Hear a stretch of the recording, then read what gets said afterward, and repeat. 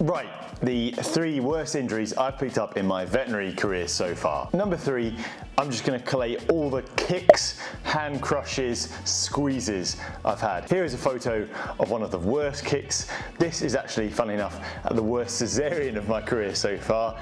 Middle of the night, everything going wrong, and bless her, the cow, she wasn't enjoying it, so she decided to give me a roundhouse kick, landing it squarely upon my knee. Actually, when it comes to kicks, I think I've come off pretty lightly. Normally I try and hold myself pretty close to the animal in question, so I tend to get pushed away rather than caught at full extension. Number 2, that would be when I tried to take my finger off about 18 months ago with an angle grinder. I was actually trimming a bull's foot in a turnover crate. In theory, it should have been nice and safe. I was wearing a helmet, a visor, I was wearing arm guards. The bull was in the turnover crate, nicely restrained. Actually, what I had was a piece of polythene pipe about that long in between the toes to try and help me trim on the inner surface of the hoof. The problem was that ended up getting loose mid-trim, and I instinctively reached to grab for it as it was falling out.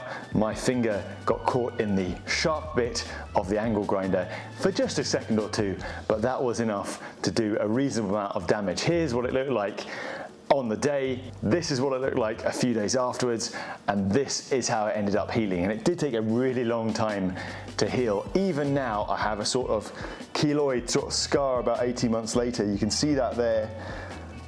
She's not very pretty. Coming on to number 1, this is a photo of when I managed to cut myself quite nicely with a hoof knife. So lame cows seem to be something of a nemesis for me. This was actually a front foot, no turnover crush this time, and I was holding up that front foot with my left arm, and I decided to try and pull that knife towards me to try and cut the loose piece of hoof off. Now, I wasn't wearing the neoprene cuff guards at the time. I have started wearing those now. In fact, they're called CAS guards at the practice at home. Without that cuff guard on, typically that knife bounced off the hoof and into my arm. Now, this was the repair job they did. They asked me to keep it nice and still for a couple of weeks. At that point, in hindsight, I should have said, look, I'm a farm vet, I can't keep this very still. Could I please have some sutures? I didn't say that because I didn't want to be that guy. All that happened though was over the next 24 hours, that wound just popped open and then had to heal by secondary intention, just had to fill in. And these are some photos of what it looked like over that healing period. Even now, like 2 or 3 years later, I have this quite lovely gash, sort of scar on my arm. Maybe see that better there. I've got this nice rucked up piece of skin as well, just on the near side of it. I think my ring and watch modelling days might be behind me. So why am I sharing these things with you this week? That's because it is Farm Safety Week in the UK. I think it's also called Yellow Wellies. And farm vets, a bit like farmers or shearers or contractors, can be a bit blasé about injuries. And that's one of the reasons being a farm vet is one of the more dangerous civilian occupations. Nowhere near as dangerous as being a farmer, but still more dangerous than it should be. And when groups of those people get together, again, farmers, farm vets, shearers, whoever, it can be a bit like that scene in Jaws where all those boys are sat around the table on the boat at night, drinking and comparing their war wounds. It's very macho, very cool. But that's not what this is about. Really, we should be doing better than this.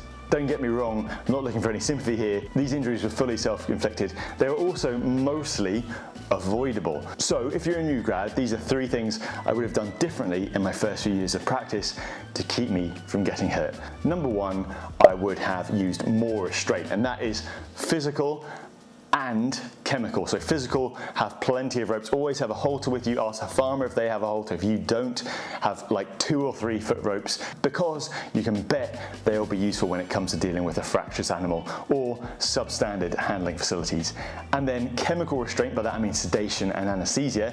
This is something I was really sheepish about as a new grad, because guess what, you don't have a lot of experience and it can be quite daunting putting an animal to sleep because you're really hoping most of the time that they wake up. So how can we get around that? Probably go and see a few sedations and anaesthetic procedures with some of your more senior colleagues, and also just have a cheat sheet printed out. Ask someone for a few standard, light sedation, heavy sedation, full anaesthesia for a couple of different species, so you're not having to try and mentally recall the dosages for different species of different ages while you're rushing to a job that might need them. The second is have all the gear that you need to stay safe. So whether that is a helmet, visors, neoprene cuff guards, whatever you think think. If you don't already have that stuff, ask for it. And if you do have it, wear it.